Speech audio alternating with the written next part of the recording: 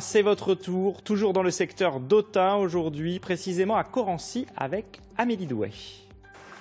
Bonjour à tous, vous ne pourrez pas dire que je n'ai pas mis les mains à la pâte aujourd'hui. Direction Corancy, la Nièvre, son élevage de truites arc-en-ciel, on en parle dans le C'est votre tour. Ce sont les bassins de la pisciculture du lycée du Morvan qui est situé à Château-Chinon.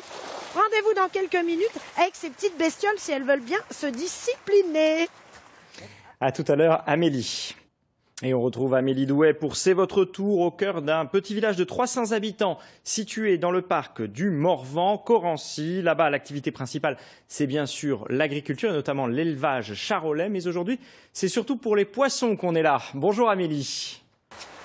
Bonjour à tous et bienvenue à la pisciculture de Corancy. Ici, 12 bassins flambant neufs qui appartiennent au lycée agricole de Château-Chinon. On en parle avec le directeur. Bonjour Monsieur Guyot. Bonjour.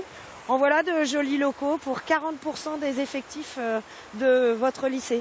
Oui, 104 élèves sur cette filière aquacole et pour cette année scolaire, ce magnifique bâtiment, ces magnifiques bassins qui nous ont été construits par le Conseil régional de Bourgogne-Franche-Comté pour faciliter notre pédagogie, l'apprentissage de nos jeunes lycéens et étudiants. C'est important de mettre les mains à la pâte, les mains dans l'eau pour apprendre un métier. Oui, cet enseignement grandeur nature est important pour qu'ils puissent acquérir des compétences, des savoirs techniques, des savoir-faire pour pouvoir être rapidement, j'allais dire, intégrables, rapidement comprendre les enjeux des métiers qu'ils préparent.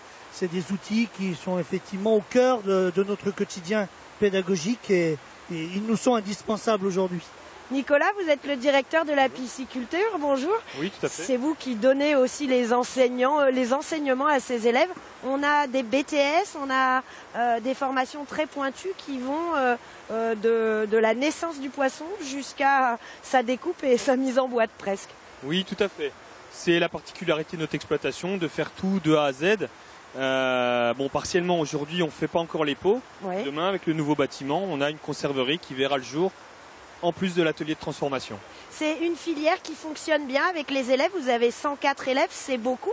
Est-ce qu'il y a du travail dans ces domaines-là? Oui, il y a du travail. Alors, il n'y a pas que le travail effectivement en production. Il y a l'amont ou l'aval, il y a la transformation, poissonnerie, il y a tout ce qui est fédération de pêche, technicien de rivière. Voilà, c'est une partie.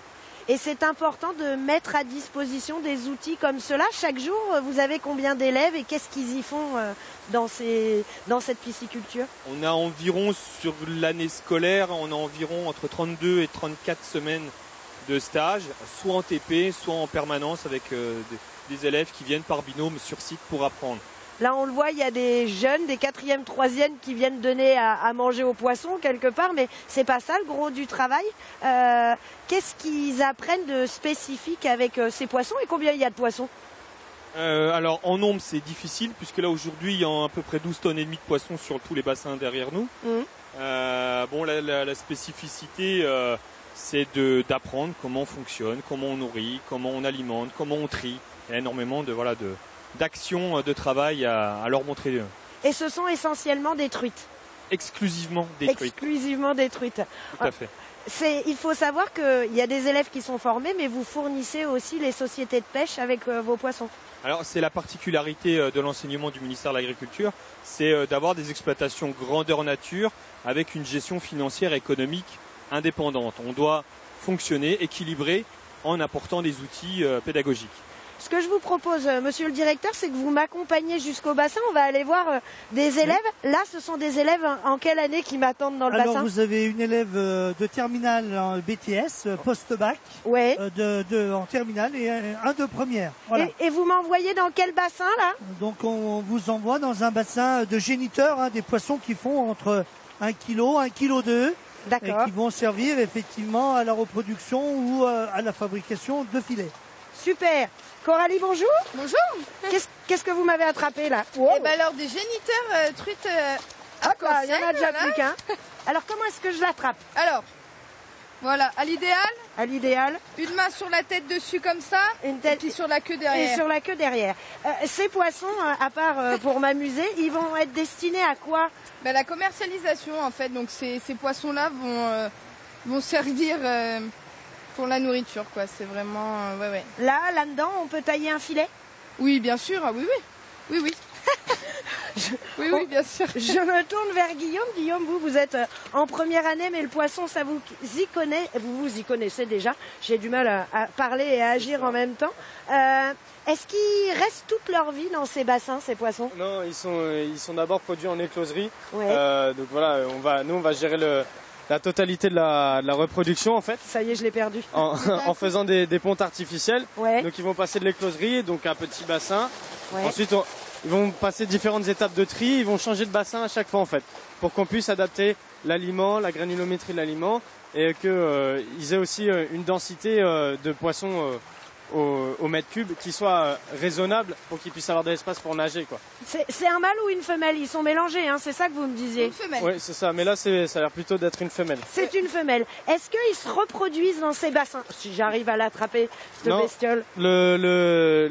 L'arc-en-ciel ne trouve pas les conditions de reproduction favorables.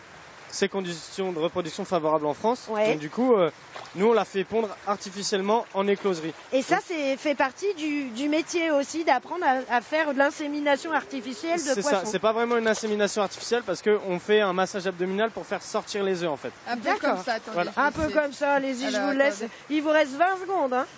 Il nous Attendez, on va reste juste 20 tourner secondes. l'épuisette C'est moi qui comme tiens ça. l'épuisette et je vous propose que pour conclure, ce soit Coralie qui est en deuxième année de BTS, comme qui ça. travaille avec le poisson, Et on presse en fait le bas du ventre comme ça pour faire un... sortir les œufs ou le sperme quand ce C'est sont les hommes. exactement ça. C'est Et ça. là, on n'a plus de poisson pour la fin. On vous dit au revoir. Et Au revoir. puis, Au le revoir. mieux, ce sera de venir acheter les filets de truite à partir de la Exactement. Toussaint. Exactement. Merci Amélie, à vous et à vos invités. Puis si vous en attrapez un, n'hésitez pas à nous le ramener. Avant de se quitter, ce rappel dans